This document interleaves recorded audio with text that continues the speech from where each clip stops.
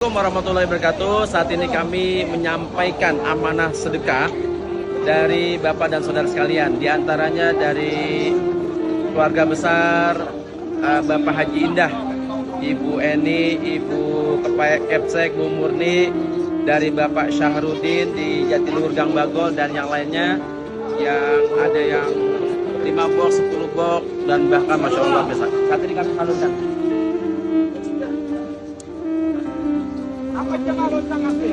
Ini sedekah sudah kami salurkan. Monggo silakan.